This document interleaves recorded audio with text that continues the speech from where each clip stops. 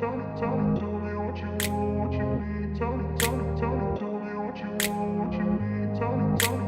grew up in a place where they told you what to chase, told you how to run the race. Every move was on the page, but I didn't like their way. Had to fight and misbehave, had to find a way to change, had to leave to find my way. Caught up in a daydream, I beat my mind up there almost daily. It's how I pass time, no opinions safely. It's how I understand what I want in this place, see. Cause everybody wanna tell you bad things, what could go wrong, what fame brings. But success is a finicky thing, and if you ain't sure, no, it'll never be. I don't wanna let myself down, myself down.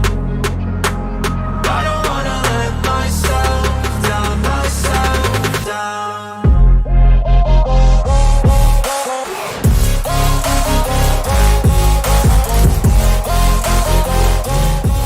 Well, good Monday afternoon. This is kind of our lunch show, so come on in. We got a topic of conversation related to Nancy Guthrie. Come on in. What's going on with the vehicle? Why are they not talking to us about the vehicle? I will run away. I don't have to plan it. I can go change my fate. You won't understand it. All alone, that's okay. People, I can't stand them. They don't want me to change. Keep me where I'm standing. And I don't wanna be where I am. And I want something more. Take a chance. It could be possibly my last dance. My last dance. I don't wanna let myself down, myself down. I don't wanna let myself down, myself down.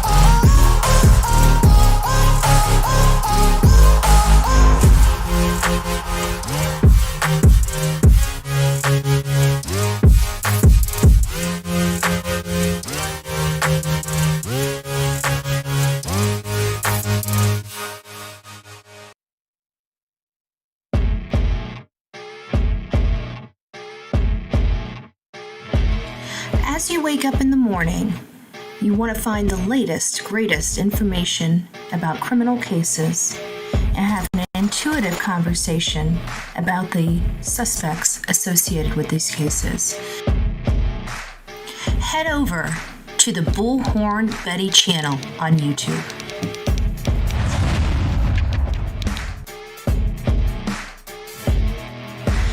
Breaking news right here on the Bullhorn Betty channel. Welcome to the Bullhorn Betty Coffee Club. Enjoy your stay and enjoy your day.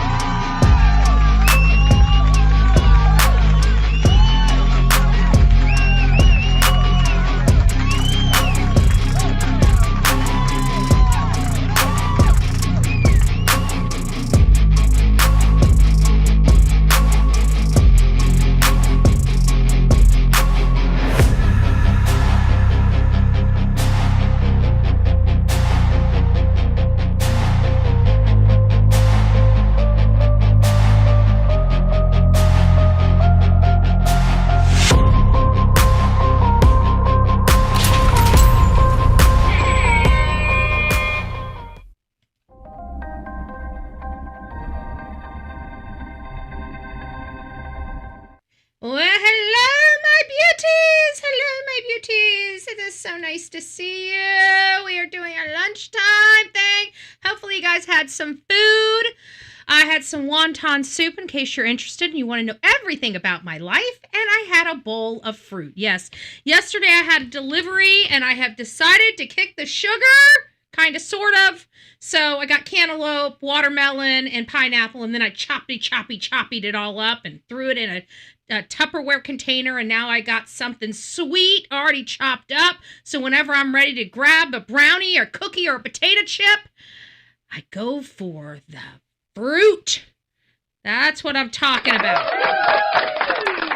Got this extra, Christmas, eggnog. We got Christmas eggnog still sticking around, okay? We're already past the first quarter of the new year, okay? The eggnog's gotta go.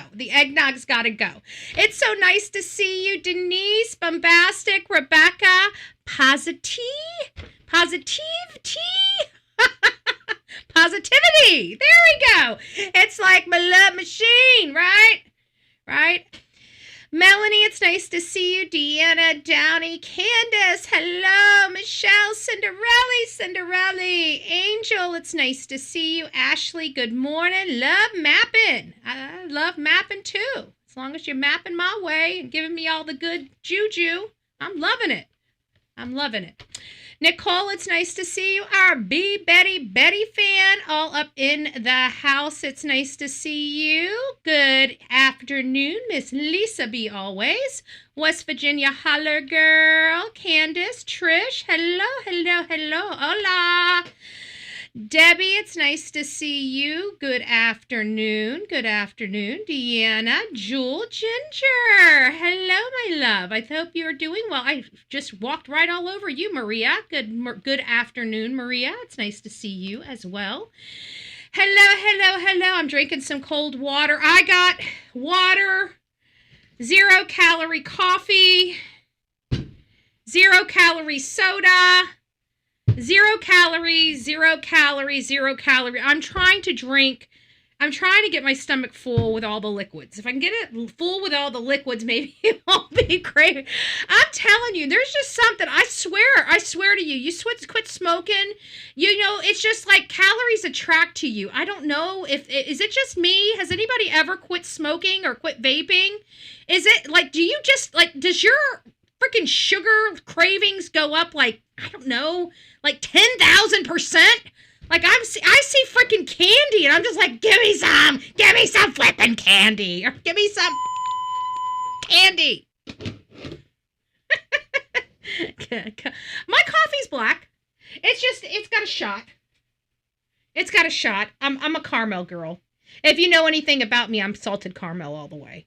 Like I've been drinking salted caramel in my coffee every single day, every time I get a cup of coffee, a pump of, I haven't gotten old. You know how like people like, oh, doesn't that get old? It hasn't gotten old for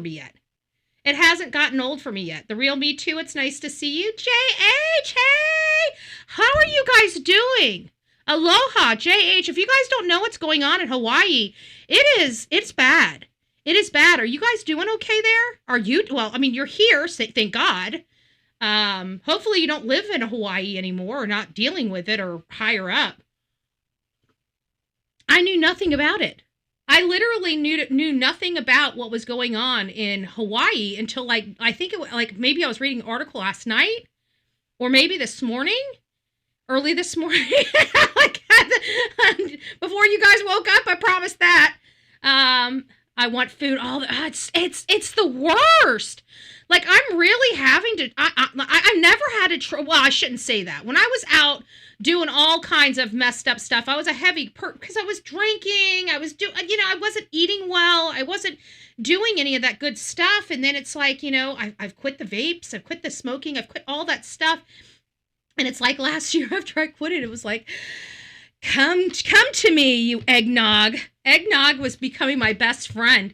I even started sharing some with Delilah. Don't get mad at me, okay? For all the people that said, you should not be feeding your dog sweets. You should not be feeding them sugar and all that. I know this, okay? I don't need you telling me that my dog's not supposed to have this. I'm not supposed to have this. We're not supposed to be drinking it. Of course, if I'm not supposed to be drinking it, I'm sharing it with my dog got an addiction too. So now every time I went to the kitchen and I opened that freezer door, I opened that door and she heard the stuff stuff rattle. And you know how you've got the stuff on the shelves? And every time you open it, that section, it just rattles the glass just ever so slightly so it makes a little noise, right? Oh, here you go. What you doing? That's Delilah. What you doing? I'm not doing nothing. What you getting in that refrigerator for? Delilah. She was a stalker. She was a stalker. All through Christmas, she was a stalker. So anyways, that's what I did. So if you guys want to get on the bandwagon with me, please do. Get on the bandwagon with me. Go get yourself some fresh vegetables or fresh fruit. I got seedless watermelon. I got to tell you, that's the most seeds I've ever seen in a seedless watermelon. Just saying. You pay extra for the seedless watermelon. Guess what? You still get seeds. Lots of them. I remember the seedless watermelons I used to get had very, very little seeds. There might have been one little white one in there, but hardly any seeds. I cut this thing open. I'm like, well, shit, that's a lot of seeds. Excuse my language on a Monday. Give me some of that, Mama. There we go. It's toned down, but got damage to our North Shores. Well, I'm glad to hear you're okay. I'm glad to hear you're okay. If you guys don't know, there's rain going on in Hawaii, and it's so much rain that people are really, it's bad. It's bad. It's like becoming a really bad situation for them. So I hope that everybody is doing well over there. I just happened to see you. I just happened to read that article, and I'm like, oh my gosh, like we're so dumb over here in the United States. Like, you guys are kind of out there by yourselves. It's like, Hawaii, what's that? Oh, it's one of our states. Oh, that's what it is. You know, you're kind of out there by yourself. So I'm just sorry to hear that. And you're kind of out there without really a whole lot of mass around you. So when you guys get kind of in a pickle, you guys are like really in a pickle, you know? So God bless you. God bless your family. Hopefully you guys stay safe out there in Hawaii. But anyways, it's awful. Awful. All right, guys. So as you guys know, I'm Bullhorn Betty. I cover true crime. We've been covering the case of Miss Nancy Guthrie. Miss Nancy Guthrie has been missing since the early morning hours of February 1st. Many people thought the last person to see her alive was her son-in-law, Tommaso Cioni. Tommaso Cioni and their family have gone under quite the scrutiny from the public. And then, of course, we find out that there's a masked gunman. But, you know, just rewinding all of this, like, just pump the brakes, sister, right? We got brakes. Like, pump the brakes. Where do we go? You know, we have this situation from Chris Nanos saying we have a crime scene. Remember that? Maybe I should have brought that one up. But that wasn't part of it. I didn't want to waste our time with it. But you guys remember it. We have a crime scene. There is a crime scene. And we're like, okay, thanks for letting us know. You know, it's like the way he said it. It was just, you know, we've got the officers out there. They have determined there is a crime scene. We have a crime scene. It was just weird how he did it. But I'm sure because it was so weird, it's very memorable for many of you, right? So we have a crime scene, and we didn't know what happened. And of course, naturally, us being part of true crime, there's just standard operating procedures for us, right? And these procedures are not written procedures. These are just our standard operating procedures. No matter how you look at it, one of the very first things we're going to find in any missing person or any homicide is who was the last person to see that person alive. It is our standard operating procedures, period. Okay? This is the true crime genre. It doesn't matter what platform you're on. True crime genre is the true crime genre. We're on all platforms, but we function pretty much the same. Okay? So who was the last person to see the person alive? We found out it was Tommaso. We found out it was the son-in-law. And of course, our experience with families, you know how horrible people can be to one another. Let's be honest, that's the reason why we jump down as shit, right? If we've been in a situation where the majority of our cases have been stranger danger and he dropped his mother off, we wouldn't be looking at him so suspiciously, you know, because we'd be looking for strangers. But in our statistic, in our dynamic, in our culture, unfortunately, people that you know, including your own family, mommies and daddies and children, like to you, okay? Not that it's a small percentage, of course, otherwise we'd all be in some serious trouble. And it's a small percentage of our society that goes that deep. It really is. I know it doesn't seem like that, but it really is. We have a lot of good-hearted people out there. And we have some crappy people that just don't commit crimes too, okay? People are just jerks. But the small percentage of people that do commit crime, these are the people we're trying to save the rest of the population. It only takes one really bad person to wreak havoc in so many people's lives. And so we've been sitting here wondering, why haven't we seen a car? Why hasn't law enforcement provided us a vehicle? We're starting to really look at this. Come on, guys. I'm sorry. I'm seeing a vehicle back there. I want law enforcement to explain this to me. I think that everybody wants law enforcement to explain this to us because we could really be helpful out here in our society trying to help locate a vehicle. If there's a vehicle to be located. In my opinion, there's a vehicle to be located. I go over this, and even with the vacant property, it's still too far away. It's still too far away, folks. No matter how you look at this, it's still too far away. Unless they could beam her up and levitate her over her own blessed fence to the backyard, which I guarantee they cannot. They're going to use a car to transport her. I have no doubt in my mind. So let's look at this logically. I don't believe in the jammer. I think, let's poll this. We got 217 people. If you guys are going by on the short streams, come on in, step on in. If you know anything about the Nancy Guthrie case, come on in. I got some questions. I got some questions for you. How many people, I know that we do this poll, we probably do this poll more than we should, right?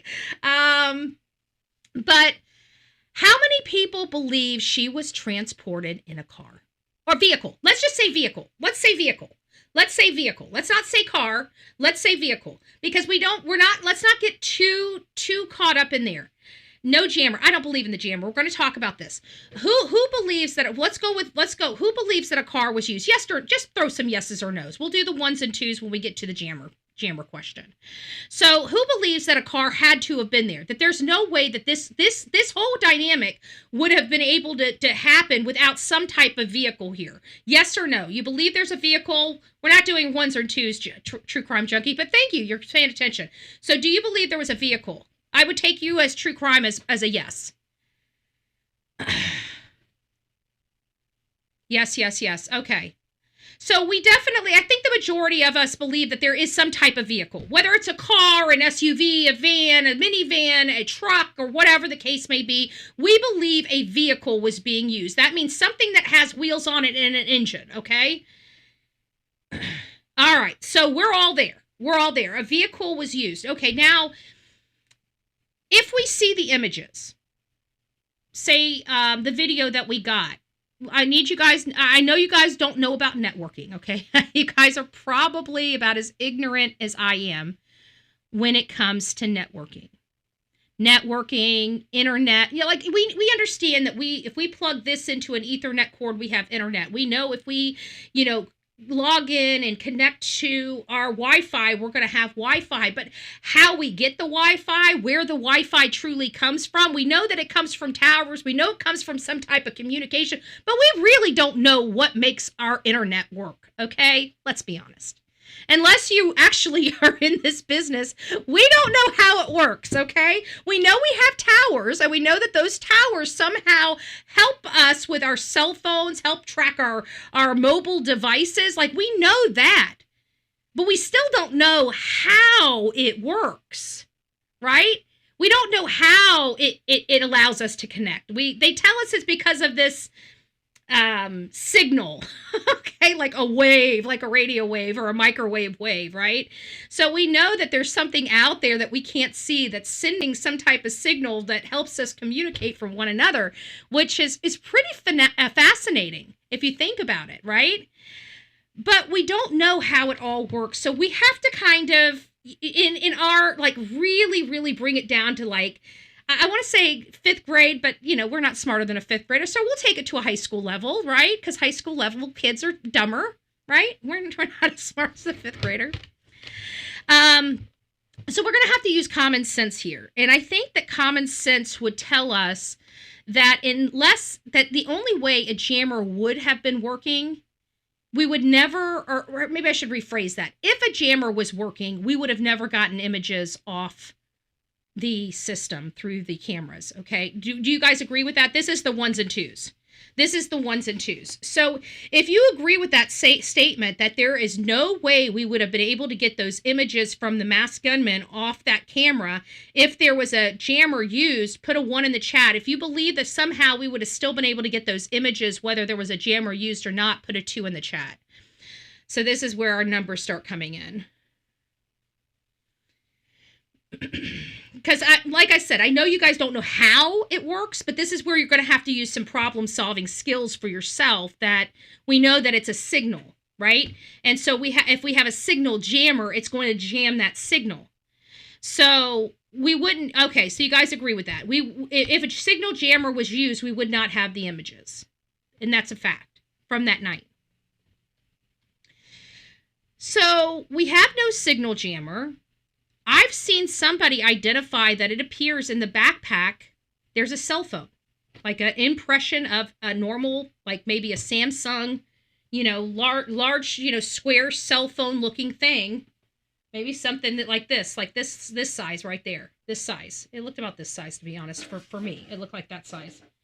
But it appeared that there was a cell phone in that backpack. Now, whether it was turned on or turned off or in privacy mode or whatever the case may be, it did seem like there was something there.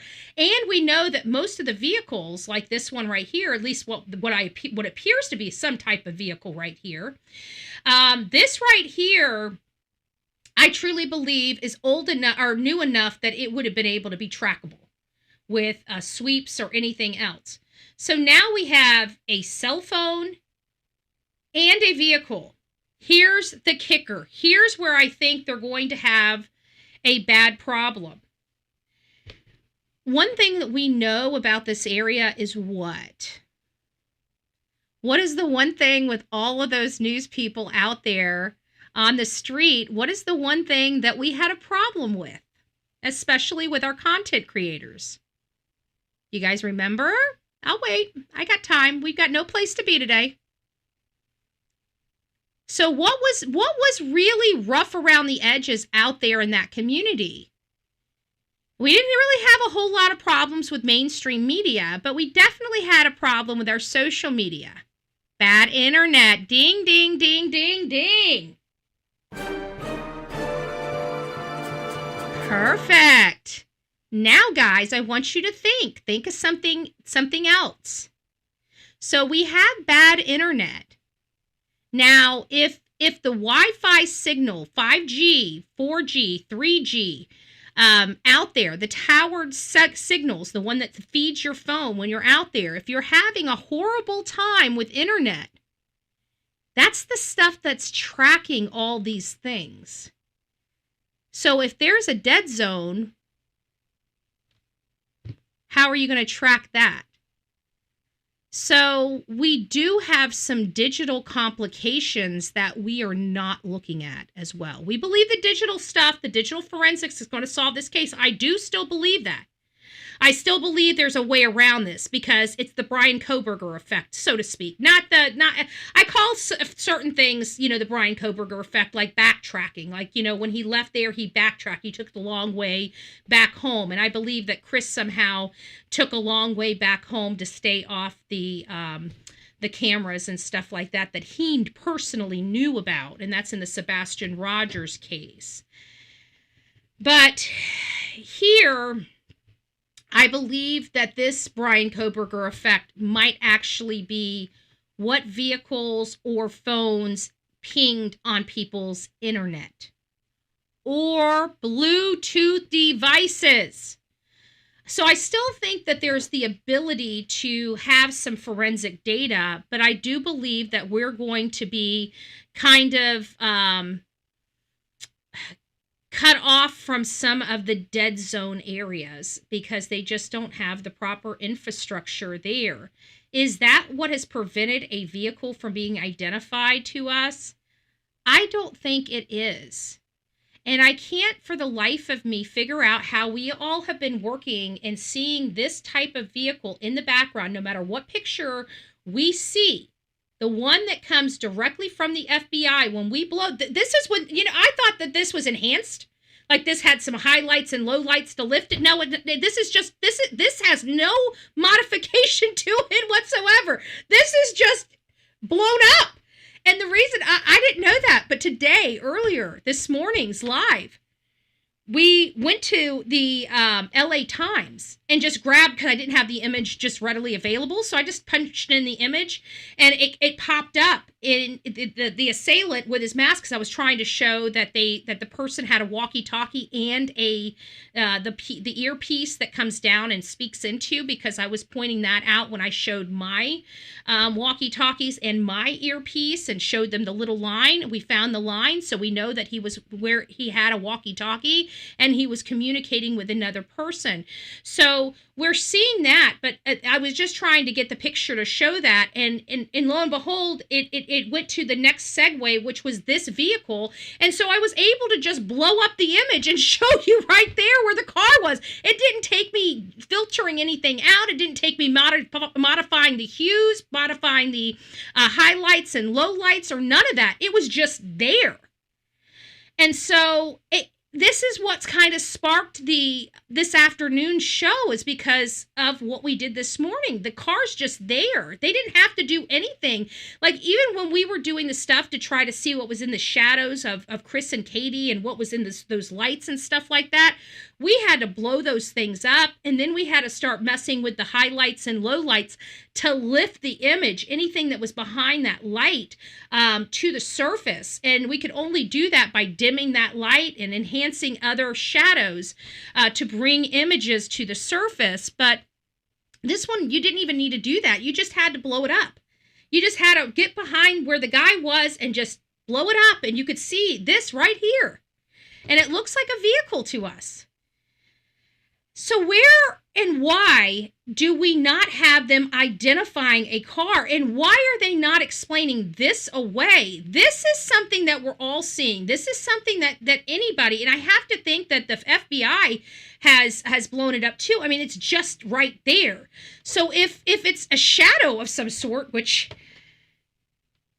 wow, what a great looking shadow to almost formulate a car in the background of a guy robbing a house. But I digress. If it's just some type of shadowing from the cacti, like the cacti standing up and the moonlight shining makes it look like we have a car here. Okay, maybe. Well, we've heard crazier stuff, right? We've heard crazier stuff. But if, for God forbid, that's what it is, why aren't they explaining this to us? Because for many of us, we've been passing this around for weeks, that we see a vehicle back there behind this guy. And this vehicle, it looks like it's got, dark blackout rims. And so this is another one of those reasons, because this right here, to me, looks like that Range Rover in part. Somebody earlier was talking about it being like a Tiguan, a VW Tiguan, which, to be honest with you, my best friend has one of those, and the tires are around the same on that one too. So it could be something like that. Somebody said a Chevy Malibu. I don't know if it's a car, if it's an SUV. To me, it looks like an SUV. But I always want to caution people: don't trust my judgment on this, because I've done the whole thing with Sebastian Rogers, that vehicle we seen. I thought it was an SUV.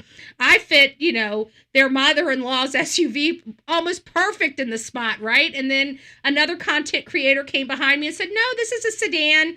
And so I just said, you know what? I really don't know what I'm doing when it comes to comparing cars and stuff like that. So I stay out of it. So I just show it to you. If somebody knows how to figure out what kind of car this is, that's great. And that's great.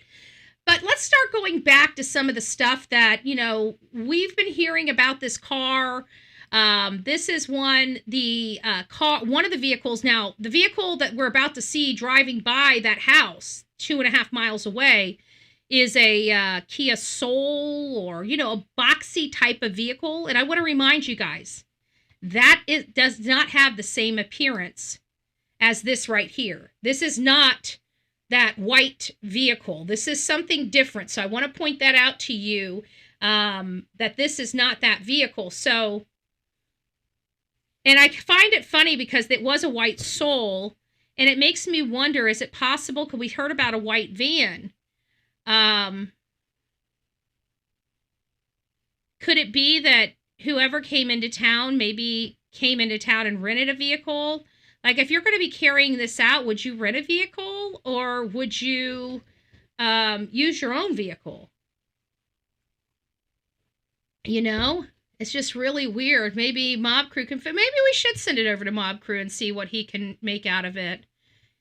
You know, it's hard because I know he's kind of wrapped up in the Sebastian Rogers case, and I don't, you know, when he's on, I know that that's what it's hard for. Like, when it's a single content creator like me, like, you know, Ashley Banfield, Nancy Grace, they have producers and stuff. They've got researchers. They got people that put together their segments and hand in their paperwork. They review it, and then they take an hour and talk about what they reviewed. Here, we do our own research. We do our own publishing. We do our own editing. We do our own producing. We do our own everything, okay? So usually it makes it more difficult to cover more than just one case when it's just you doing it, okay? I don't know how other people do it. I have not been able to be as seasoned as they have been. Hopefully one day we will be able to walk and chew gum with this aspect, but right now, you know, we try to balance the cases, but sometimes, like Nancy Guthrie, I've had to put all the other cases on hold because I didn't have time to research any new changes, and it gets us further behind because the next time that I need to search, or we've got a case, or we need an update for that case, I got to go all the way back, sometimes months, and then see what all has happened for all those months. It just makes things a little more difficult. He's alternating Nancy Guthrie and Sebastian Rogers. Oh, okay. Well, that's good. Maybe that's what we need to do. Guys, if there are trolls in the house, you guys do have the luxury of blocking those people yourself so they don't have to be irritating or aggravating. I am going to tell you, if we do have trolls in the chat, just move on. You know, I don't know why you get so caught up in the moment where you come and harass true crime content creators. I think it's pretty pathetic and pretty stupid, but whatever. Grow up, I think, is the messaging I would have. Grow up. I know we have some adult children. But there is a potential new lead in the search for Nancy Guthrie. Yeah, there's new ring cam video, and it shows a car near Nancy's home the morning of her abduction. You actually just saw the car passing there. This is through a neighborhood about 2.5 miles away from her home. Investigators are going through up to 10,000 hours. So that is like the footage. Kia Soul the FBI is also in the process that of they believe was passing. And again, like I said, we've got, this is obviously not the vehicle that you see in the images right here. This looks like a much darker. You could clearly see that was a white. Could this be a blue? Could it be a gray? Could it be a black? Could it be a red? I mean, we really just don't know. Could it be, it could be literally any color. So we don't know. I know it's not a white. Because I think the white would have showed up, I don't know how they do the gray for all the colors, but I know the white sometimes show up, and sometimes it's reversed. The whites are blacks and the blacks are white. So it just depends on the camera. It really does.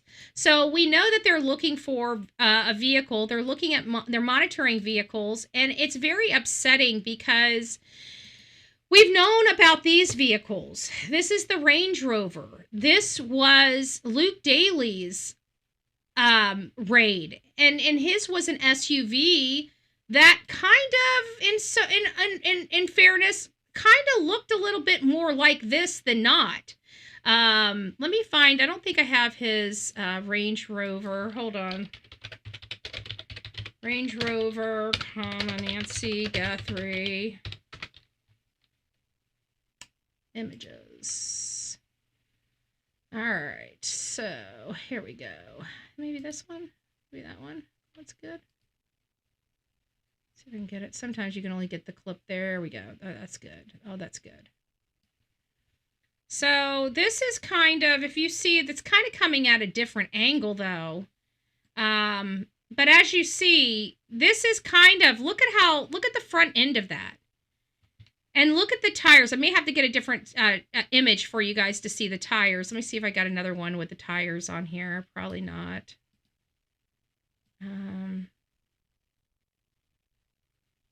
Not on this one, I don't. But as you see this, the front end, right? And then you kind of come over here and you see this. It does. Let me see if I can bring that in somehow. Hold on. Let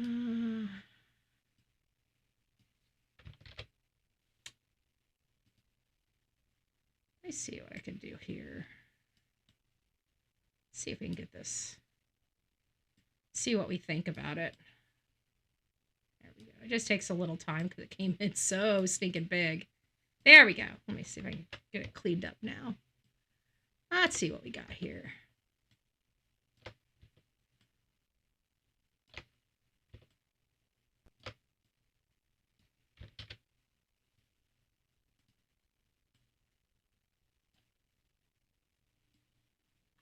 I know it's like kind of like a different angle. I wonder if I can flip this. Hold on, let me see if I can flip this around. It's going to be hard where it's at. I might have to move my face out of the way. Let me just take my face off while we do this. And maybe I can, let me see if I can flip the angle around. Hold on, there we go. No, let's flip it around. Let's see if we can do it the same way. Look at that. I don't know, you know? What do you guys think about that? I'm going to take a picture of that. Hold on a second.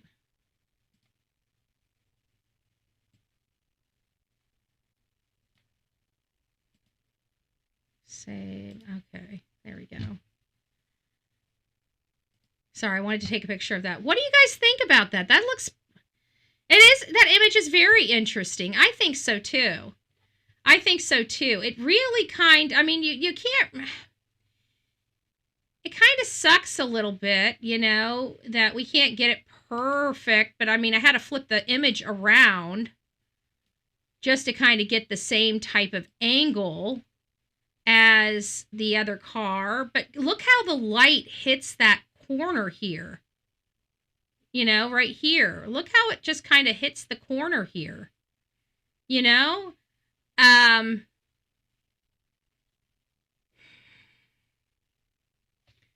not sure. Because in this one, it looks like the light is hitting... For you can't see it on the other side, but it looks like the light's hitting down here on the other side. But it looks like it's hitting here on this one, like the one that's a hard image. It looks like the light is hitting down here under the light, and it looks like maybe the potential light over here. I don't know. It's just, I just figured it'd be something. Let me twist this around so whenever I get back, there we go. I don't say, why is this all flipped around? I don't know. Okay, that was interesting. Okay, so that was a little bit interesting with the vehicle. But again, it comes back to the cars being there. The Range Rover. Get this back. Details in the case of missing Nancy Guthrie in Arizona. Investigators searched a home and towed a vehicle from a restaurant near the home of the Today Show host Savannah Guthrie's mother. The searches were a short distance from the 84-year-old woman's home. No arrests have been made, and there was no sign of Nancy Guthrie. Those sources describe the activity as tracking leads associated with the investigation. ABC's Alex Stone has the latest. Law enforcement activity in the Nancy Guthrie case intensifying on the streets of Tucson. Late last night and into this morning, a parade of police vehicles setting up roadblocks, searching a home, detaining a man, and seizing a Range Rover. See? Look at those tires. 2-mile radius. Look at those tires. That was the perfect, hold on. Searching a home, detaining a man, and seizing a... Look at those tires, the blackouts. I think they see the car in the background. I think they see the car in the background. I really do. I think they see the car in the background. And then it comes back to the Range Rover Luke Daly got was February 6th or 7th, long after. I never heard the date that he got his car. Let me check. I've never heard the date. I never heard the date. When did Luke Daly buy the Range Rover?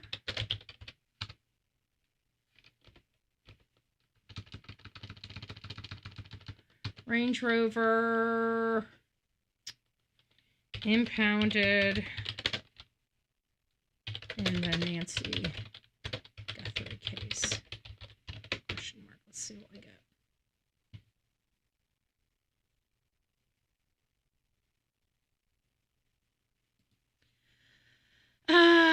They're not saying anything about except the date that they impounded it. I am looking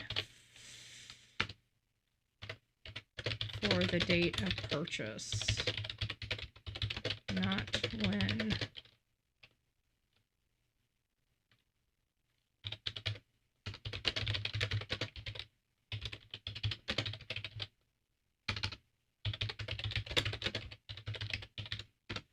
Mike, you're going to have to send me something if you have something different, because it's not finding.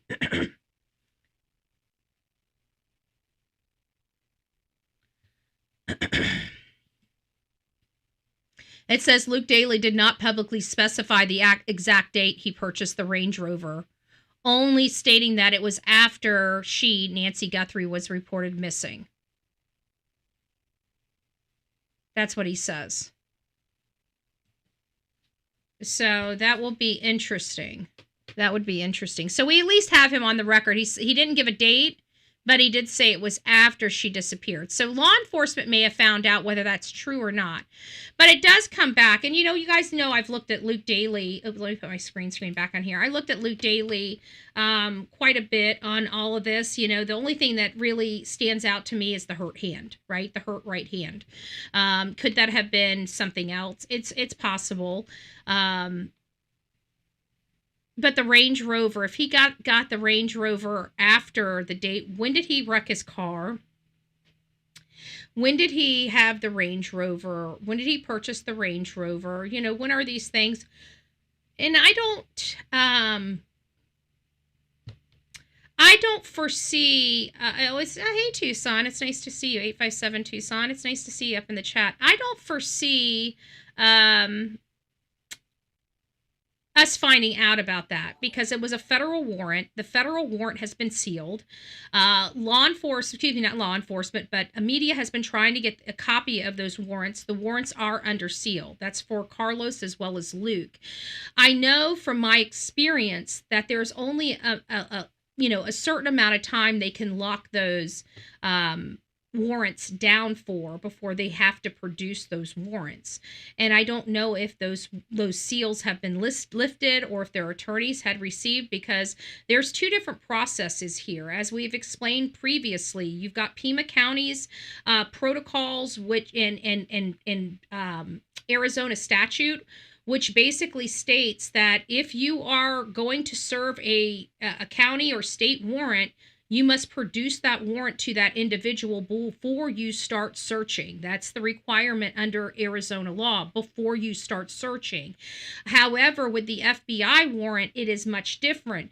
They're only required to give you the warrant before they finalize their search.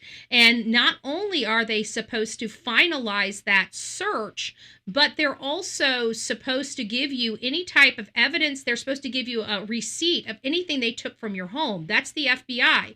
None of those processes were done for Carlos or Luke Daly. So that triggered me to look deeper and find out, could that be because of a seal, the warrants being sealed?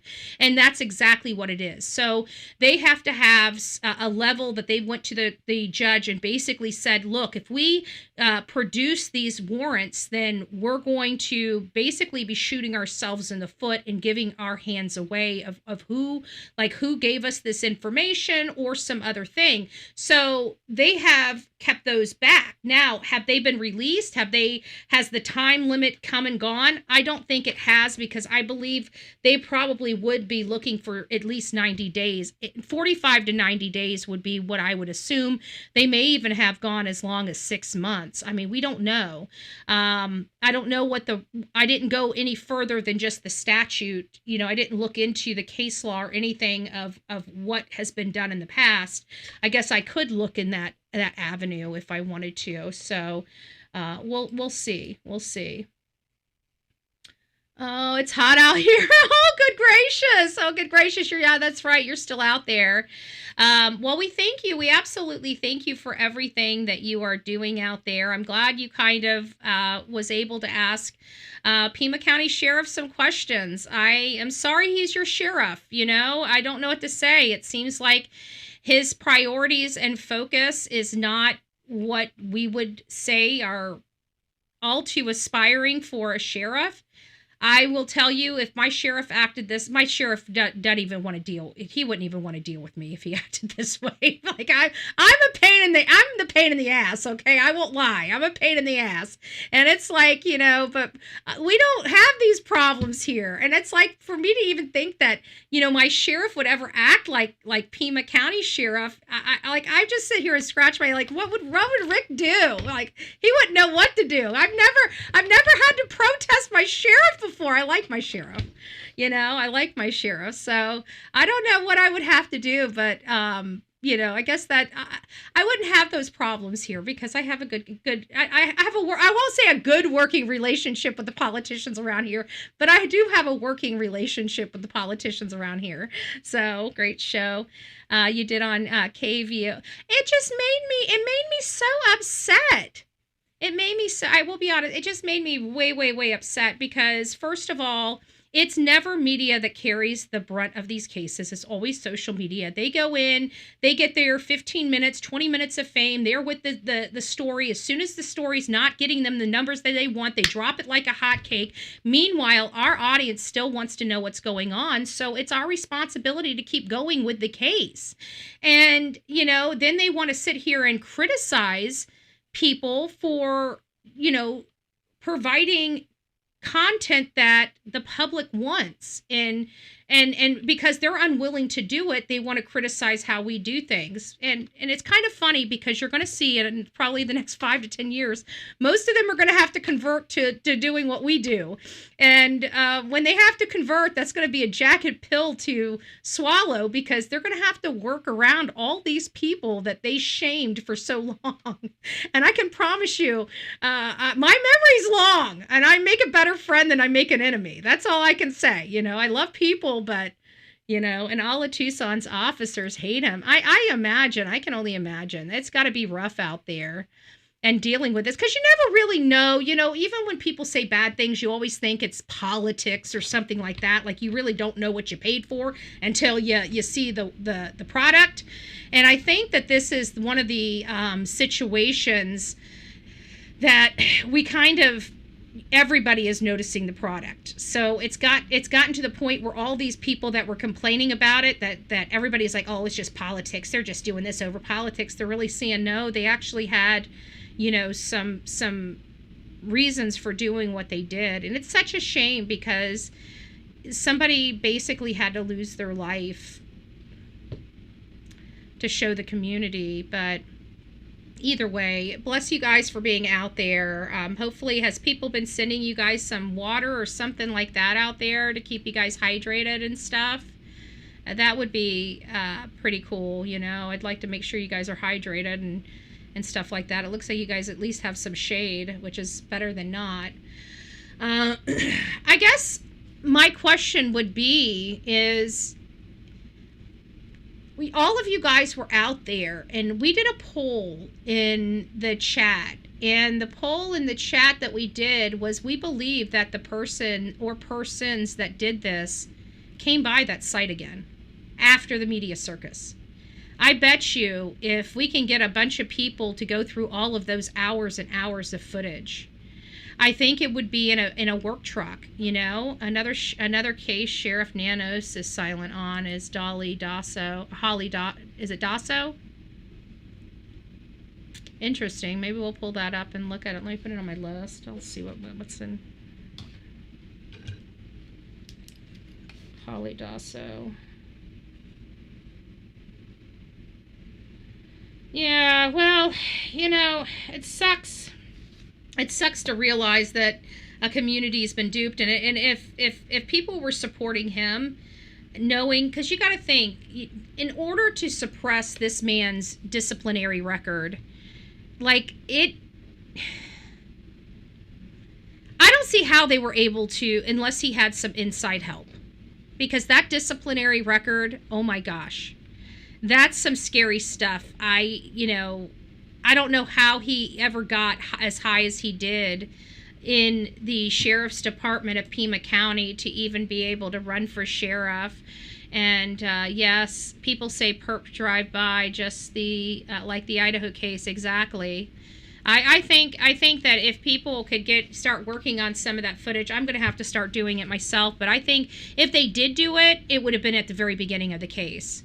I don't think they would have done it as things started lingering. I don't think they would have done it. I think they would have been just curious to drive by after all of this stopped. I don't think they would have gotten out. I don't think they would have gotten, had attention to them. But there was just a large amount of cars going through there that were just looky-loos. And I truly believe that they were in the mix. And I bet you anything, we're going to be looking at maybe a white work van. And the reason why I think that's interesting is because we were hearing about a white van before we heard about any other vehicle. And then it just died off because it never came from law enforcement. So why have they not told us about a vehicle?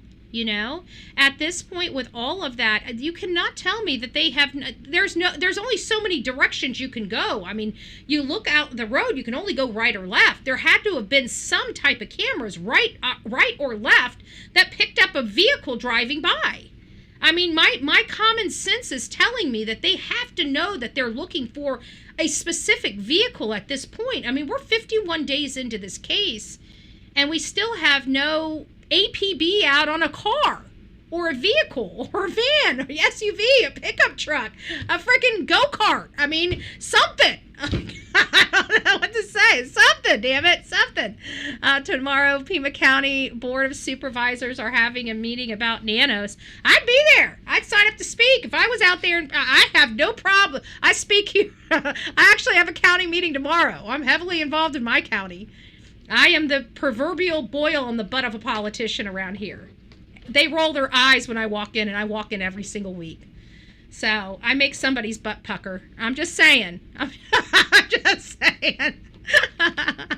They got something I don't understand. They're holding up.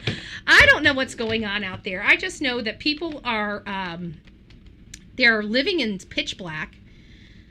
They have horrible internet. Like, these are things that are just conducive for sitting ducks. This is what I hate about universities. This is what I hate about elementary schools. I think schools right now are less safe than they've ever been because they're no gun carry places. Okay? If you want to go and have easy target, where are you going to take a firearm to for an easy target if you're trying to do a mass amount of damage? Okay? Any place that there's not going to be any guns. I think people are just so, it's the forest for the trees thing, right? I want people on universities packing. Like, I want people at schools packing. I really do, because I remember when my dad had a gun rack in his truck, when people had freaking fire, we never had none of this nonsense. We never heard of homicides. We never heard of robberies. We never heard of people carjacking anybody. Maybe it happened, but we just didn't hear about it. I didn't hear anything about the criminals either after they got done doing what they were doing. I don't know where they went, but I don't think they went to jail. I'm just saying. Back in the good old days. Back in the good old days. So that's kind of where we're at. I don't know what's happened. I don't know why we still don't have a vehicle. If I had to go through what they've taken, this car as well as Carlos's vehicle, they were both gray SUVs. If we had to go with that, then that might have something to do with it. This is Carlos. This is the other guy, okay? Now we're starting to hear two people, guys. How am I going to explain this? We have somebody on a walkie-talkie. Folks. So that implies two people. Outside of Tommaso, there's only been two people that have been riled up in this. And I get that, there's something to do with he wasn't there. He bought the Range Rover late, or after the disappearance of Nancy Guthrie. But we're seeing two people, right? And so far, even though the sheriff is a hothead, and even though the sheriff has been acting very, very unprofessionally, and even though he has no problem clearing the Guthrie family, he's been slow walking clearing Carlos or clearing Luke Daly. So, what is going on with that? Just sneaking in, I spy. Well, you can't sneak in if we saw you. If we saw you. So, are these the two people? Did they rattle the right trees, folks? Are we being deceived by sneaky, slimy defense attorneys? Hey, Trish. Hey, Michael. It's nice to see you, love. Are we? Might be. Let's listen to what Carlos says. I never went over this. I didn't even realize. I guess some people must have went over this, because I didn't. This is the first time I realized that Carlos sat down for an interview. I missed something. There must have been a breaking news the day that this was released, and I just missed it.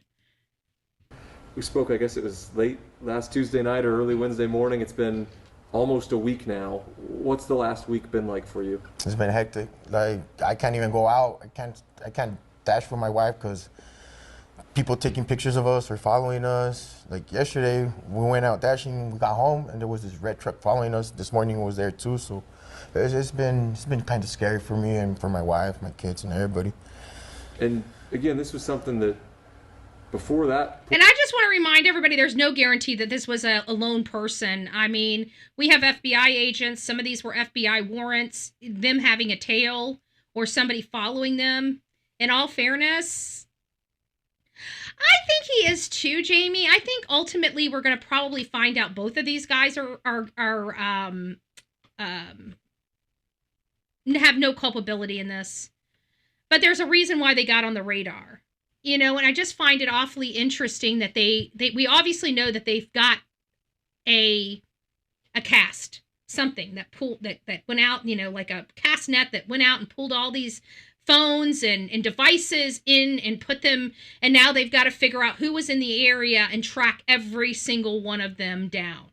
So I know that they're following a digital trail. So there's a digital trail. There's a digital trail that is had out there. So it also further eliminates issues with the Wi-Fi or the Wi-Fi jammer that we originally heard about. I think we can put that, to the side until some other information comes out, because I don't think the Wi-Fi jammer is what is going to ultimately be the cause of any type of disruption in the area. I don't think that there was disruption, or if it was minimal disruption. Even with the utility box, it just doesn't make sense to me. If nobody was out there at the utility box to turn the power back on, how did the people get the internet back up and running if the utility... So I think it was just a glitch in that person's system, because it only sounded like only one of the neighbors, two of the cameras went offline around the time that this all happened. So very interesting about that. And also very interesting that those cameras went offline. Did they have any guests staying with them? Anybody that may have been crossing through their yard? Anything like that? We hear of a dog barking around the same time. We see the guy turning his head when he's out front. But I do ultimately believe when push comes to shove, we're going to find out both of these guys were innocent, and they're not going to be able to really do anything as far as lawsuit, in my opinion, with the sheriff's office or the county, because they were acting within their rights, and they followed all of the laws, including getting a search warrant to do what they did. So It was kind of just a normal Tuesday. Is that what it was like? Yeah, it was a normal Tuesday. It was my day off. I was working with my wife and everything, and all of a sudden, well, it happened. Like, they were it's not following me, and I allegedly; it pulled was them over confirmed. to It see what was a going federal on. warrant. And after that, it's been crazy, like nonstop. We're all scared. I can't stop thinking like what's gonna happen to me. What's gonna happen? Like my brother-in-law, we didn't even have nothing to do with it, and he's. My brother-in-law, we didn't have anything to do with it, so at least we know there's another brother-in-law living in his house. But, either way we get to it, we understand that these people were swept up by something. And to me, it feels like they were swept up by data. They were swept up by some type of data pool from the FBI or Pima County, and that's how they were identified. So we know that there's no, or at least we can conclude that for me, I can conclude that there is no jammer. I don't believe there's a signal jammer, okay? I don't believe there's a signal jammer at all involved in this particular case. And I think that's I think the assailant being on the outside of her front door is proof of that. I think that supports that there's no signal jammer in the area. Otherwise, that wouldn't have been able to happen. So we have no signal jammer. We have these gray SUVs and these assailants that are these detainees that are being detained under suspicion of possibly having something to do with Nancy Guthrie. Their attorneys are pleading for their innocence. However, the sheriff is not letting them go. He has not cleared them. The only people that have been cleared so far is the Guthrie family and their spouses. So what are we dealing with? Well, we just learned that there was some Middle Eastern or Persian names that were brought up as possible people of interest in the gun stores. People were being asked about in the gun stores, and all of the last names were identified to somebody that lived at the home with Nancy Guthrie. So is it just to clear them? I don't know. I really don't know. And that's not my focus for this show. My focus for this show is about the car. Why do we not have an ID on the car or something that the public can assist with and help locate like they did in Brian Koberger? We knew about the white Elantra. Why are we not learning about the vehicle that could have been used? There's no possibility in my mind that Nancy was transported without a vehicle being involved. I just don't believe it. And not only that, but it appears that there is a vehicle of some type right behind his shoulder that they're not talking about. And it makes you wonder, why are they not talking about what appears to be a clear car, a vehicle with tires and rims right behind him in the driveway, further down the driveway, close to the road, and nobody is talking about it? We are getting some new video, learning new details this morning in the search for the mother of Today's Show host, Savannah Guthrie. This is video from a neighbor's Ring camera. It caught a dozen cars passing by the area of Nancy Guthrie's home the morning of the abduction. Some of the activity takes place around 2:30 a.m. on February 1st, which is around the time Nancy Guthrie's pacemaker last synced with her iPhone. FBI telling Fox News that some of its operations and the search have been moved up to its Phoenix office. And KLD in Tucson is reporting that the 84-year-old's home, which has been considered a crime scene for nearly a month, will be returned to the family either this weekend or sometime next week. So now that you guys got it, we've got these cars going by. They didn't go further out.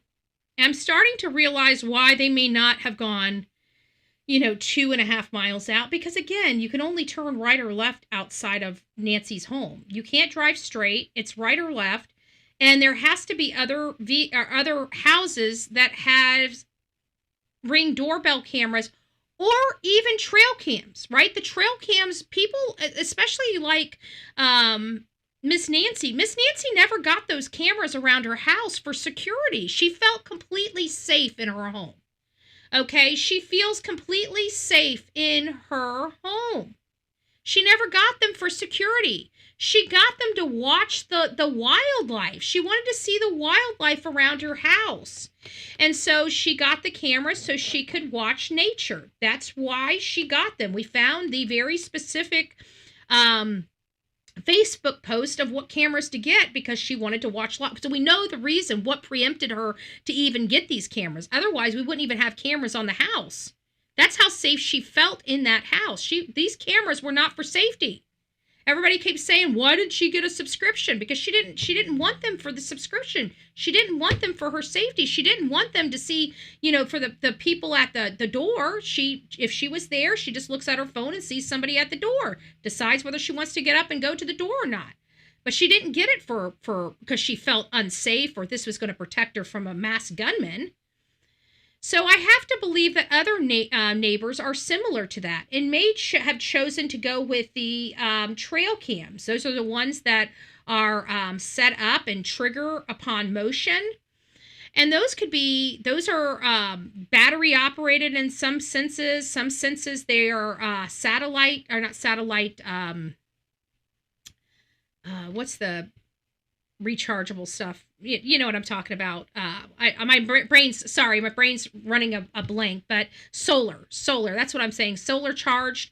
So we have different products out there on the market. Some have sync cards, some have SD cards that go into them, and do whatever. My camera have solved 2 thefts. There you go, right there. Very good. So there might be other types of cameras in the area too that could have picked up this vehicle. So maybe they didn't go 2.5 miles away to this other vehicle because they've got on that one road, they were able to see all the cars that passed during that time, which again brings me to the fact that we should have a car to be looking for at this moment. And so far in the Nancy Guthrie case, we have 0 car. Even though 95% of us in this chat believe that it had to have been a car that moved Miss Nancy Guthrie. And it appears to us that there is a car right behind the masked gunman. So why are we not hearing more about this car? What law enforcement thinks the make and model of this vehicle is, and if they potentially may have a color of the car that they would like to share with the public so we can be on the lookout. Some of us believe that this is a person from that community or somebody that works in that community fluently, because we've learned that the roads out here are a blessed maze. They're horrible, folks. They're horrible. We've watched JLR go through them. We've watched Brian Enton go through them. One of the things with Brian Enton is he kind of got a little excited. Whoa. I don't know if you guys saw it, but it's like every time you went up, you can't drive fast in that area because the roads keep splitting. If you were driving fast in that area at night and you're not, you're going to have cacti all up your in your car, okay? Because you're going to run into the desert. You're going to run slap into the desert or somebody's home. That's how crazy, in my opinion, that's how crazy the roads look. Now, only somebody out there can say that they probably look worse than they are. But I watched Brian Enton. He was driving at night, and I'm like, yeah, I remember, something like this in Children of the Corn. I'm not really getting down like that. I'm not getting down like 4 flat tires out there in that desert, okay? I feel like there's going to be somebody coming out from behind one of those freaking, dark cacti going, come to me, Betty, I want to be your friend. Okay, yeah, I'm not down. I'm not down like that. You can see the aerial footage across the United States of that. And you know what? This is another thing that,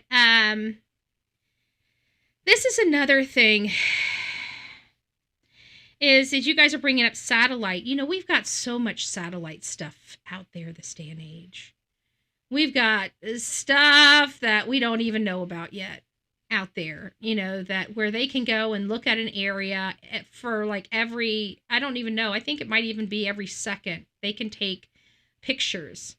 And it just makes me wonder, why can't we get some of that satellite imagery? Why won't somebody release the satellite imagery and just focus on the day and time, of this event? We've got the technology. I know for a fact we have the technology, because even at night, Creative Intelligence purchased some satellite. It was very expensive to purchase, but purchased some satellite images on days and times around it. And they're very expensive. I think one photo might be like $500 or $600. It doesn't matter how dark it is. If we can just see, because those images, they go in pretty, you can scroll in pretty good. And even if it's at night, they have headlights. I don't believe anybody would be able to drive those roads without headlights.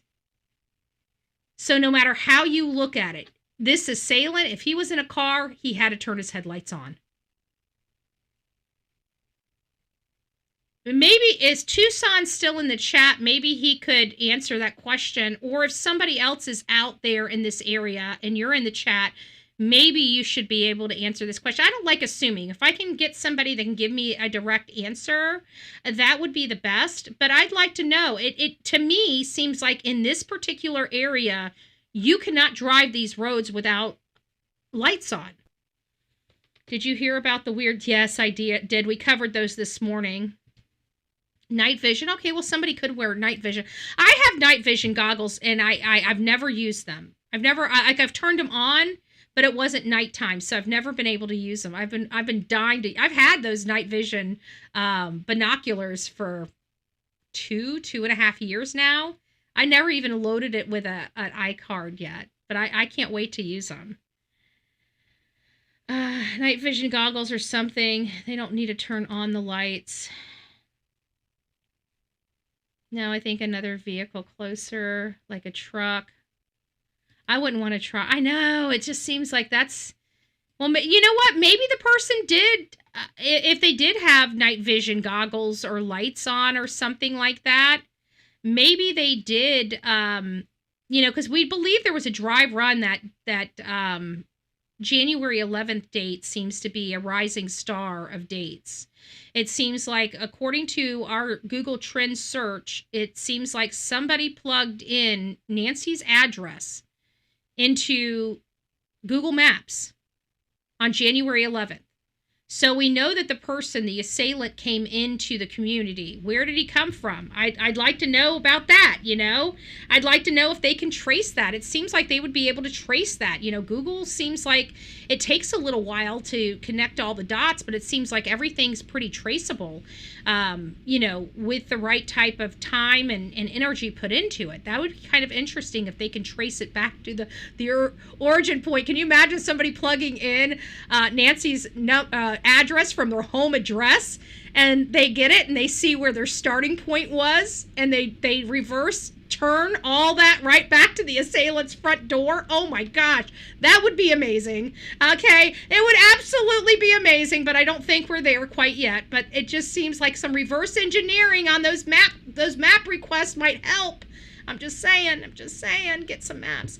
So somebody got there the 11th, and here's the kicker. They stayed around all day. How do we know that? Because according to the neighbor, this person was there that morning. She's getting ready. She looks out her window. This person weirds her out so much that she actually calls her mother to talk to her mother about it.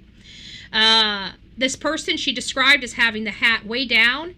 And the reason why she knew it was January 11th specifically is because her birthday is on January 8th. And so she remembers exactly how many days after her birthday this event happened, and it happened to be on January 11th. So now we have the assailant in that community from morning until 2 at night. So he wasn't there all day. He had to have gone somewhere and came back. He had to go somewhere and come back. Guys, he's closer than we think.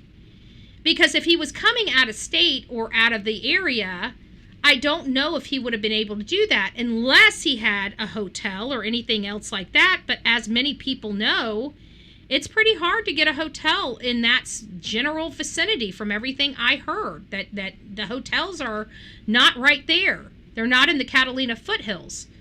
So I don't know how far away the hotels are. Let's look that up. I hate not knowing.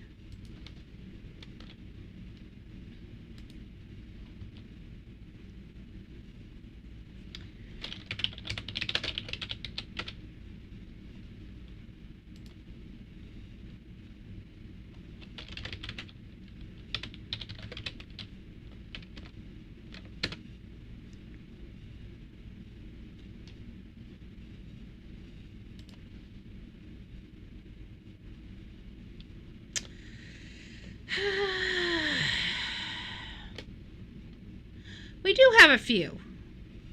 If they camped out, yeah, maybe, but it seems like they would want to have some privacy. We were looking at some Airbnbs, and there was an Airbnb for about $1,700 around the corner from the house, which could be a possibility.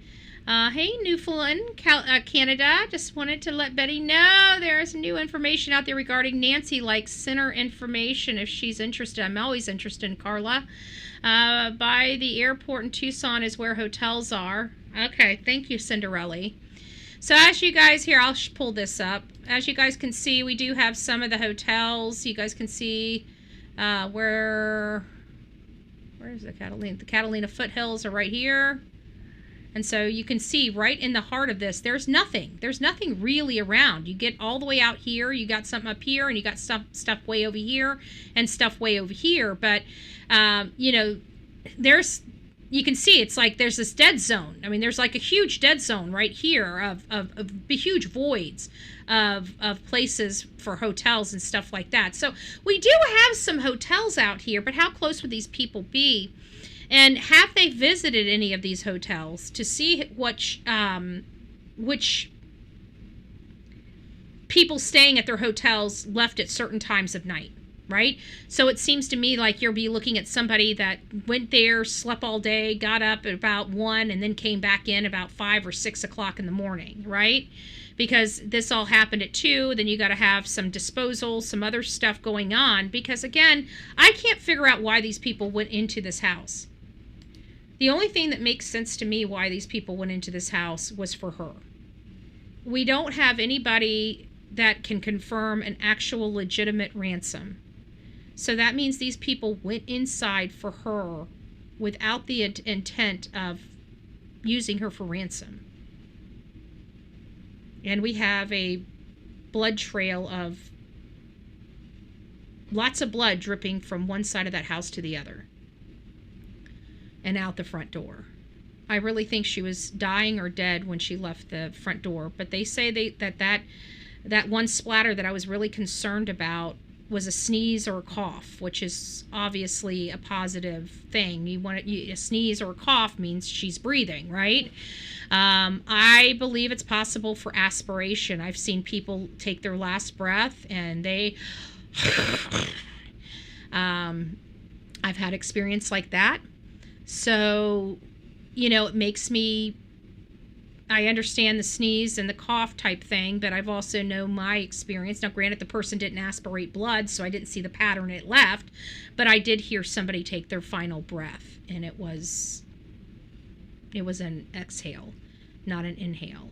So, I don't know, wasn't for money. It doesn't seem like it was for money, crime time. And that's what's the problem here is doesn't seem like it was for money. And it seems like it's another motivation, and nobody's ever seen her again. So I believe the motivation was homicide. I believe the initial motivation for the inside of this house was homicide. I don't think it was for money. I don't think it was a robbery gone wrong. And I know that it may very well be a robbery gone wrong. We're just missing an element or missing some person's twisted, effed up, you know, whatever he thought was going to happen just didn't happen type of thing, you know? I mean, I don't know. I don't know how I feel about it. I just know that we should have a car. I don't know what happened to Miss Nancy Guthrie, but I in my heart of hearts, I feel like almost 100% a vehicle had to have been used. I feel like in my heart of hearts, there is no, I did, Trish. If you guys go back to my first show for today, I covered all of that. I covered Dad's Gone Live from our first show. That's why we're not covering it on this one. So if you guys didn't watch my first show, we went over, what the heck did we go over the first show? We went over, Middle Eastern suspects, as well as the signs that showed up from Dad's Gone Live. And we put that up. So we did go over that this morning. So just go back to the first show, and you should be able to see all of that in my commentary on that. But right now, we just need a vehicle. Okay, we haven't been able to find Nancy. We haven't been able to find the assailant. I don't believe that this case has gone stale or cold or anything like that. Okay, folks, I'm not there yet. I think there's entirely too many leads for it to be cold just yet. Okay, I mean, you're talking about 30, 40,000 leads. It's going to take them 2 years to get through all of those leads. This case is good, okay, as far as not being cold. Now, it's not producing any type of assailants yet, but just because we're not producing any type of assailants just yet doesn't mean it's cold. The definition of cold means there's no more avenues of investigation to go down. It is stalled, okay? That is a cold case. Right now, we're still seeing a lot of labor-intensive searches out into Miss Nancy's community. We're seeing a lot of stuff with the FBI. We're hearing that the, Pima County Sheriff is still talking about this case. Nothing has really stopped, okay? It's not the Sebastian Rogers case. Sebastian Rogers case was forced cold, and it was because of the poor leadership of Sumner County that they did not collect the necessary stuff to get this case solved. And I think it has a lot to do with their failure to turn his house into a crime scene.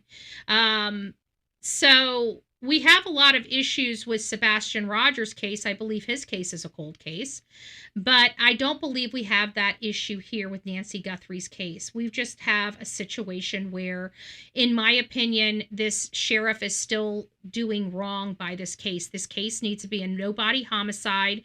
It needs to be classified as a no-body homicide, and people are going to be saying, well, why in the world are we covered that, Kim, on this morning's show.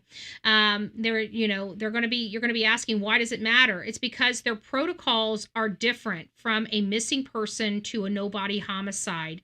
We need to get them in a no-body homicide so they can start doing different stuff with this case. This classification is it for everybody. They're treating it as Miss Guthrie is still alive. Okay? And at the end of the day, her own children said they want her back for her final resting place. They already know she is gone. Okay? If the children have accepted that their mother is gone, the sheriff needs to reclassify this case as a no-body homicide. Because that's what we have here. There's no possibility of her being able to survive this with her heart problems and no medication. There's been zero evidence that she has medication. This is a no-body homicide. This is a classic no-body homicide. And once that classification has been rendered, then different procedures and protocols are implemented in the case, and that's what we need. We need those additional. We need this case to advance. This case is not advancing. It's not. It's stalled in that respect because we can't keep thinking that this lady's alive. We knew at the beginning of this case, this lady had 24 to 48 hours of survival with her heart problems. We knew that going into this case. We're so far past that at this point. So far past that. And we still don't have a vehicle identified. It's complicating the situation, in my opinion. It's just complicating it. So lastly, we're going to get down to, I think we already did that one. I believe that might be it. No, we got one last thing, and this is in addition to us not having the car, us not having an idea of what happened around her house outside of the masked gunman, even though law enforcement has identified having the footage. We learned this week, the end of last week, that law enforcement, from my understanding, has got all the footage. They said at the time they hadn't found anything alarming yet, but we learned that they got all of the footage from all of the cameras. That's what I heard. Not just the stills, not just the thumbnails, but I heard they got the videos. So while they may not have seen anything at the time, they may have only been through an hour of the videos, at the time. The first hour of, 40 hours or 100 hours or 1,000 hours of footage. We don't know. But they did find the footage. That's what I'm hearing. This is going to end up being positive because if they were able to see what happened at that camera on that front, they might be able to figure out what happened. And moreover, guys, if they removed, listen to this. This is what I'm hoping. I might be terribly wrong. But if they removed the camera, sometimes you can smash it and it didn't disconnect. You know what I'm saying? Like maybe he thought he killed it, but he didn't. And even if it wasn't picking up, like he crushed the camera part of it, those things have audio. What if they have audio of their voice speaking back and forth with each other as they're taking Nancy out? Because even though he crushed it, it was still close enough to the house that it would have still been on the Wi-Fi. Maybe it didn't disconnect because the batteries were still in, or it was connected to, somehow. I don't know. Do you think authorities already know who and are just waiting? No. I haven't gotten that feeling. I haven't gotten that feeling at all. I haven't gotten the feeling like every time it's hard because Sheriff Nanos is not a good public speaker. I don't know how he got elected because you got to be a good public speaker. I really just don't know. But he's not a good public speaker, and he's always backtracking stuff. So, it's the comment he said about we've known from the beginning. Like, we have our theories, we believe our whatever, and we've known from the beginning. I don't like the way that sounds because, again, Carlos and Luke were raided, and they were the only two guys outside of Tommaso that were raided, guys, and we're looking at two individuals at minimum attributed to this. At minimum, folks. Because we believe that's a walkie-talkie. We believe he was talking to somebody. It has been put into our mind that it is very, very possible that somebody was already on the inside of that house. And that would make sense because one of the things that we identified early on after seeing the video is how relaxed this guy was moving around trying to get that camera off of the front door.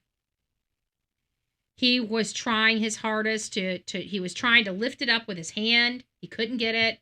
He goes and gets the shrubbery, starts getting it behind it, and tries to rip it off with the shrubbery to get the camera off. Did that ultimately work? It might have. I'm not sure. But at the end of the day, I don't know how to take the words from the sheriff because he's given us so many details and then walked every one of those details back. And all it does is cause distrust in the public and a lot of confusion. And that's the situation we have right now in this case. But we have to remember, guys, no matter how we feel about this or whether we think Luke and Carlos might be innocent, and they very well may be, they're the only two people that have been raided in this case. We haven't heard of any other raids. And this sheriff is not walking that back just yet. I think it might have worked, honestly. I think that's how he might have gotten the camera off. Those things were tight. If he got those things behind, he could get enough leverage that he could have pulled that off, broke the bracket and pulled it off. But, there is possible, but that's even more of a reason why I think the guy's an electrician. Just the way he handled that, the way he looked at that, the way he, the utility box down the road, like this is reminding me of a construction worker, that has, At least some type of electrical skill. I'm sorry. I feel like the way he moved, the way there was just something that the screaming construction that I don't know if that's necessarily true or not. It's just my opinion.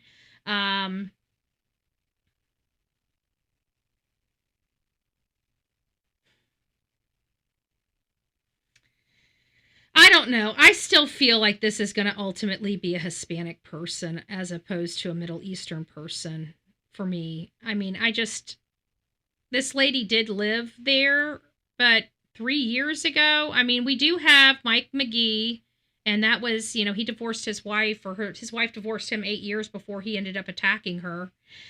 So resentment is that it can last for years. It can last for years. The guy isn't talking. He's got a flashlight in his mouth and he's not taking it out. Yeah, but you can put something in your mouth and still talk. I mean, it's not very hard.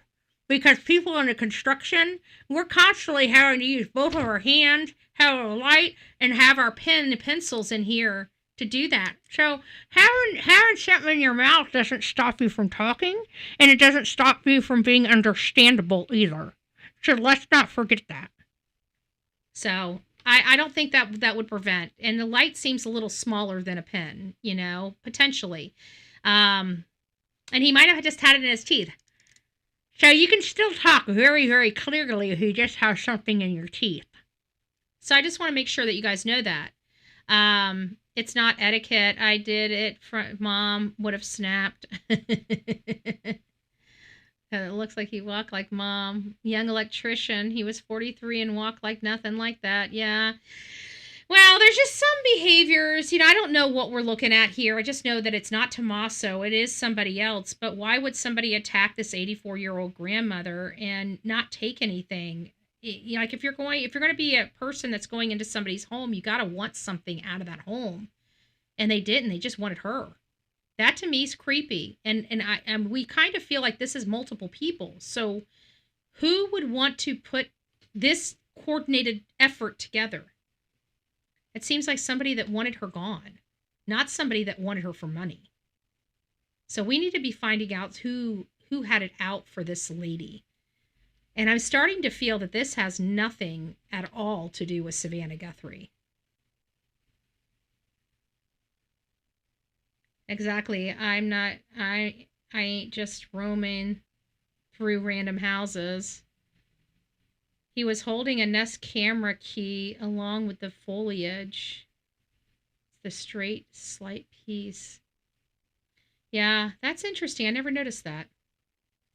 Deep state warning related to the files. Possibly. It's possible. I'm not dismissing anything. Anyways, that's just really all I wanted to bend your ear with today. I mean, for this segment is, where's the car? We're seeing a car here. Why is nobody talking about it? Why isn't media talking about it? Why isn't law enforcement talking about it? Why aren't we talking about it more? It appears that we have a vehicle in the background.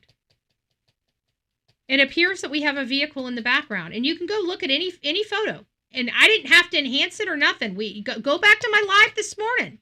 You'll see me pull up the article for Los Angeles Times, and I just blew it up, and lo and behold, there it is.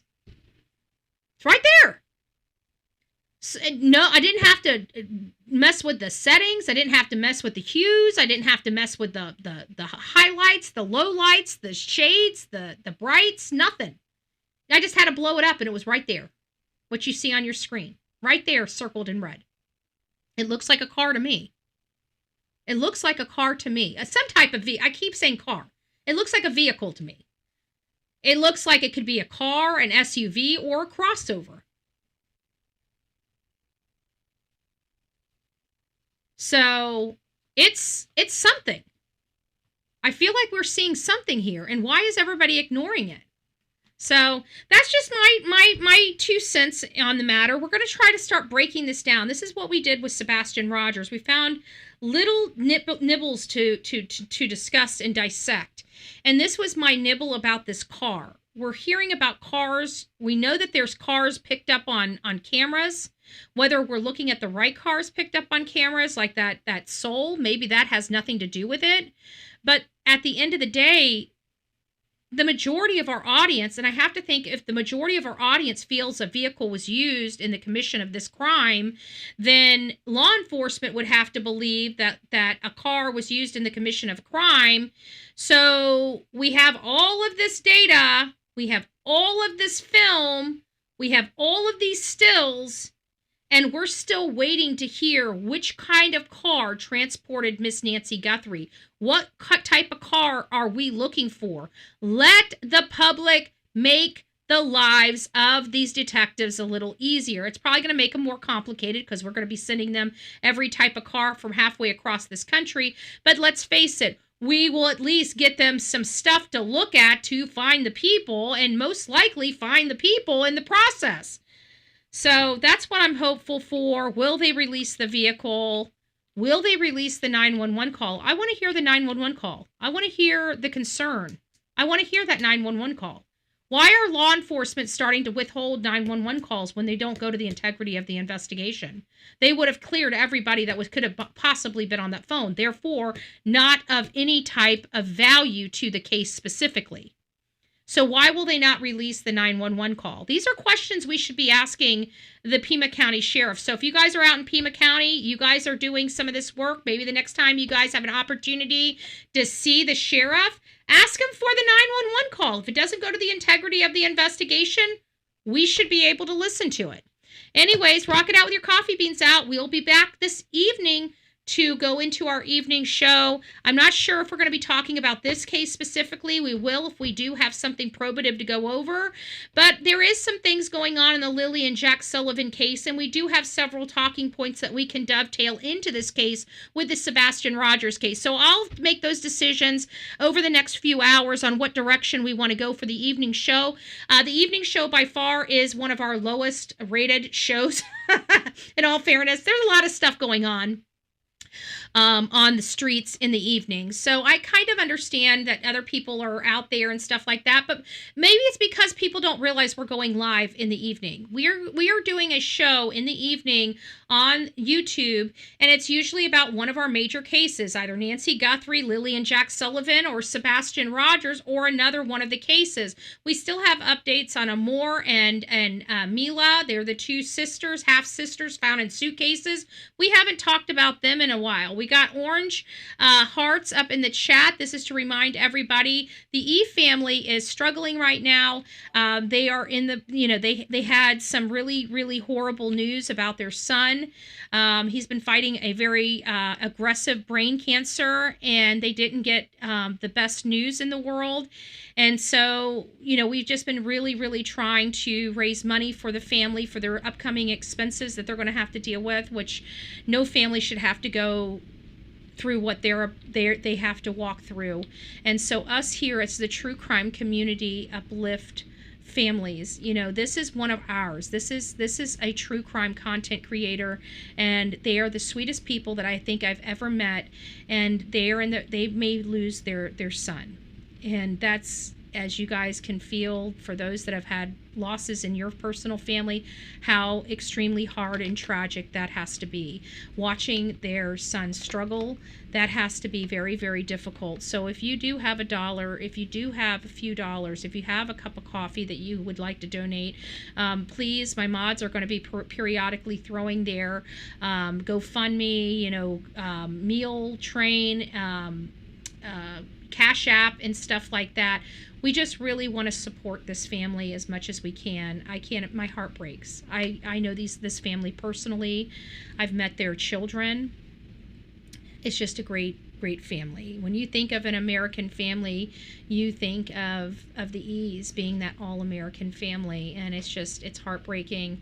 Just the thought of the pain that they're going through and the burden that they're shouldering right now, putting on that smiling face and that happy face when they feel like they're tearing apart. So pray for them.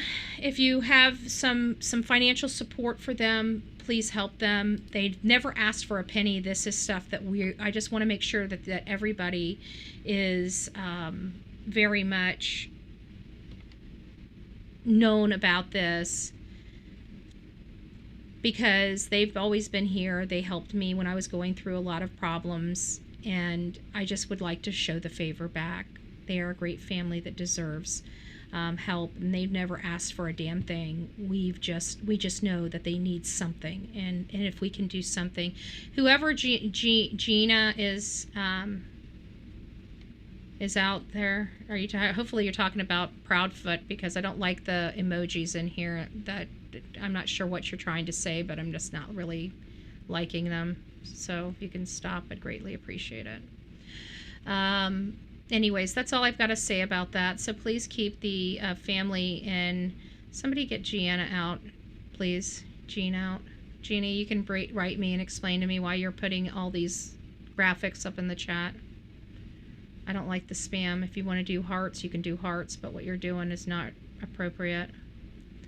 Would you be able to cover the case of Noah Pressgrove?